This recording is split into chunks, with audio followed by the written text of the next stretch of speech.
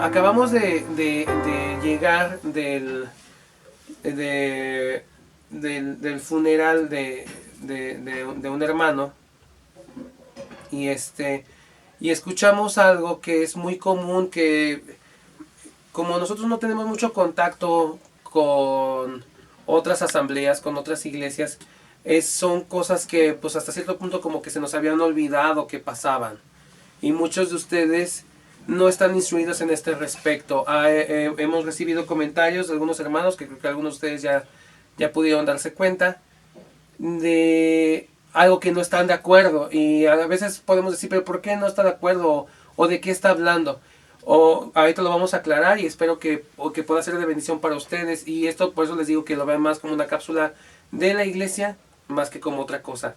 En las iglesias evangélicas contemporáneas modernas se maneja mucho este concepto de al final de una reunión o al final de todas las reuniones se les conmina a todos a que hagan una oración y que repitan unas palabras y se hacen las siguientes preguntas, que es ¿quieres recibir a Cristo? ¿Quieres irte al cielo? ¿No quieres ir al infierno? Cosas parecidas a estas. ¿O quieres que Dios cambie tu vida? Etcétera. Vienen muchas preguntas parecidas a estas. Y después de esto se dice, inclina tu cabeza, cierra tus ojos y repite esta oración. Y cuando terminan de decir la oración, se dice que ya son salvos. En particular, y creo que este es el sentir de todas las iglesias neotestamentarias, todas las iglesias basadas en el Nuevo Testamento y en la Biblia, no creemos en lo que se conoce como una regeneración decisional.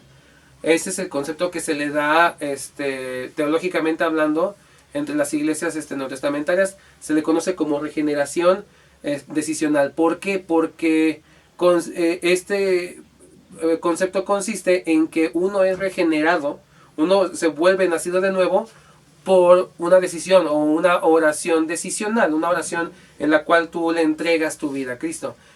Eso es lo que se conoce como el concepto de regeneración decisional. En primer lugar, antes de cualquier otra cosa, es que no estamos juzgando al hermano, porque el hermano lo que dijo cosas ciertas, como la resurrección, el creer que la sangre de Cristo te perdona y te limpia de todo pecado. Entonces no nos vamos a enfocar ni no nos vamos a abocar a descalificar al hermano. No, ese no es el propósito, porque lo que dijo, las cosas que dijo realmente son ciertas. Pero desgraciadamente este concepto teológico de salvación está esparcido en muchísimas iglesias, ¿sí?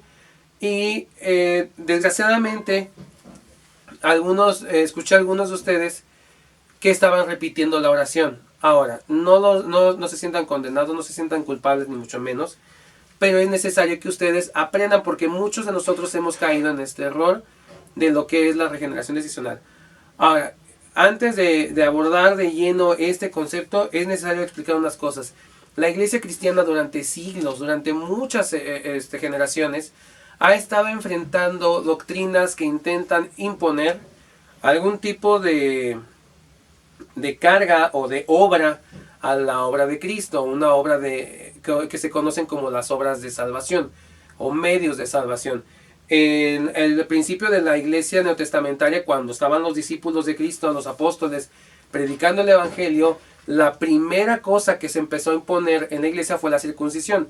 Por eso ustedes van a ver que Pablo arremete contra la circuncisión como un medio de salvación. ¿Qué son los medios de salvación?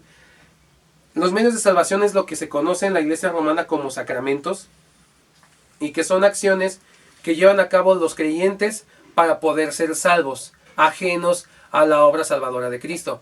El primer medio de salvación que se consideraba, el primer medio para pertenecer al pueblo de Dios, era la circuncisión. Y Pablo dice, en la circuncisión nada es ni nada vale.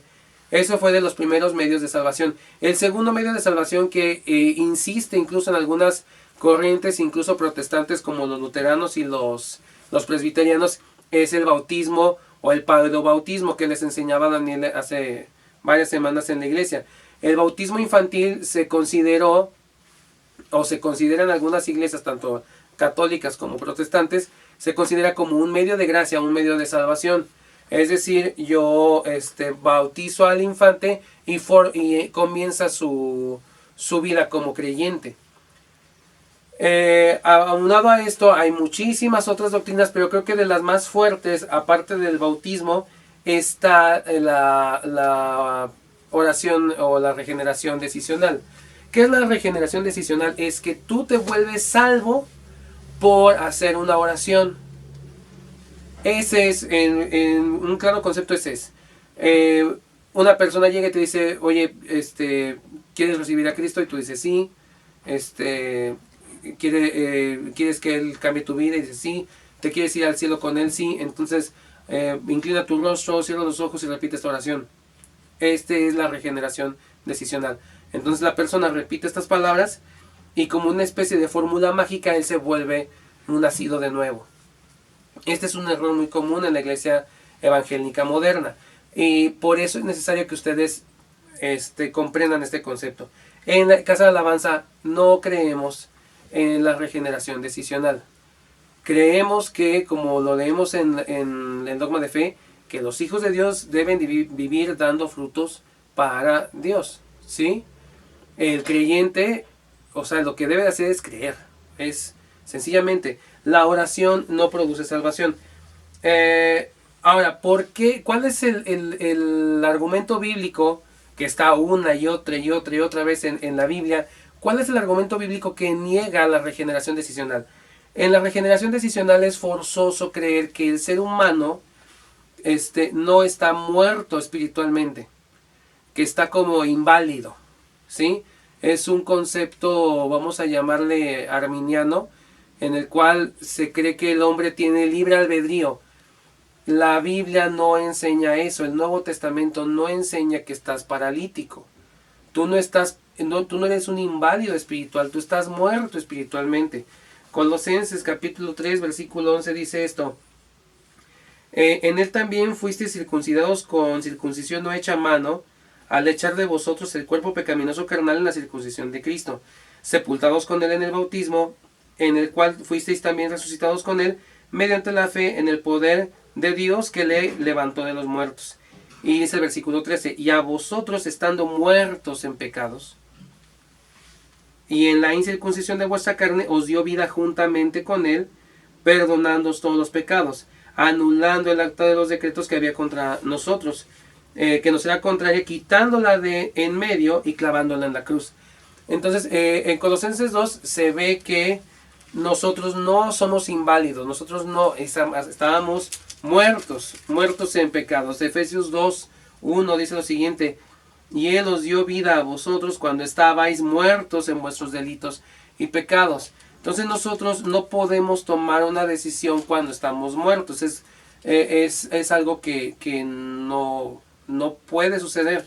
En Romanos 5:8 dice lo mismo: mas Dios muestra su amor para con nosotros en que siendo un pecadores Cristo murió por nosotros. Ahora, estas son algunas escrituras que tambalean y que destruyen la idea de la regeneración decisional. ¿Por qué estos lo destruyen? Porque yo no puedo decidir salvarme. Yo no puedo tomar la decisión. Yo no puedo... no, pues yo decido salvarme. No, somos salvos por gracia. Eso dice Efesios 2. Por gracia somos salvos.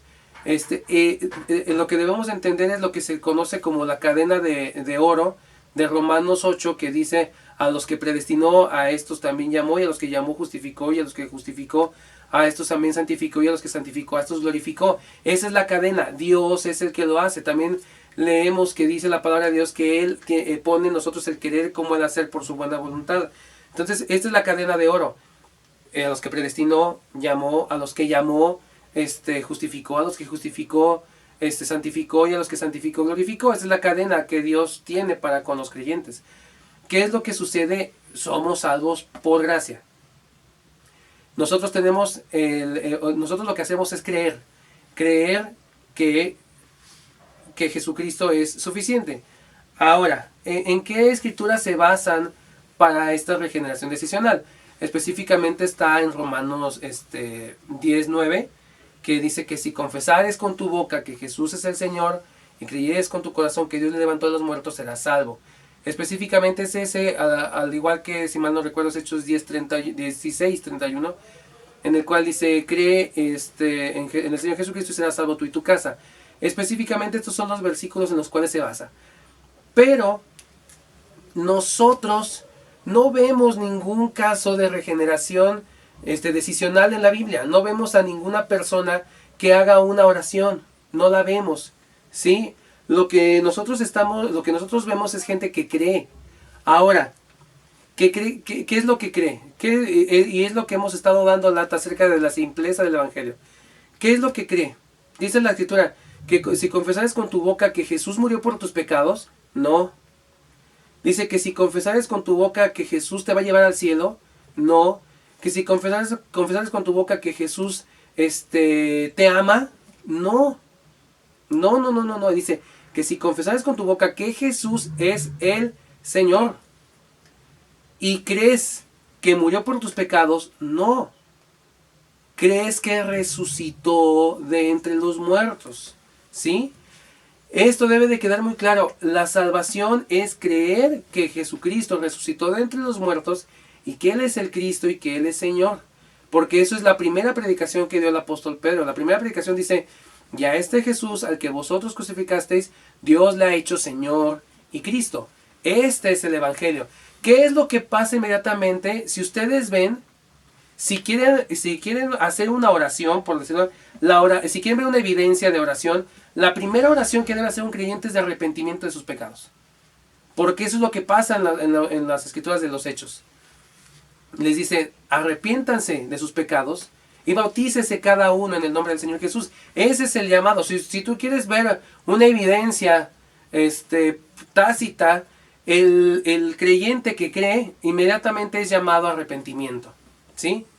Así que, hermanos, yo espero que esto les haga bien. Si hay necesidad, obviamente que se va a seguir explicando y se van a dar más cápsulas respecto a esto si hay más dudas. Pero debe de quedar muy claro, las oraciones no dan salvación. La oración no es un medio de salvación. La salvación es absolutamente por Cristo, por gracia, por medio de la fe. Por medio de la fe que cree que Jesús es el Señor, que resucitó de entre los muertos. Y el creyente, ¿qué es lo que hace? Reconoce que ha pecado. Esto es lo que pasa inmediatamente. Entonces, hermanos, les pido por favor, y uno de los errores que sucede es que los creyentes repiten estas oraciones cuando se les incita. Hermanos, no las repitas. Si tú ya eres salvo por la gracia de Jesucristo, ¿por qué vuelves a pedir perdón de los pecados pasados? ¿O por qué le vuelves a pedir a Jesucristo que entre en tu corazón cuando tú ya eres salvo? Este es uno de los errores que suceden porque se hacen estas oraciones masivas. Entonces, hermano, la oración no salva a los creyentes. Es la fe y la evidencia del Espíritu Santo en cada uno de nosotros que nos hace hablar a nuestro espíritu de que somos salvos. Hermanos, que Dios los bendiga. Shalom.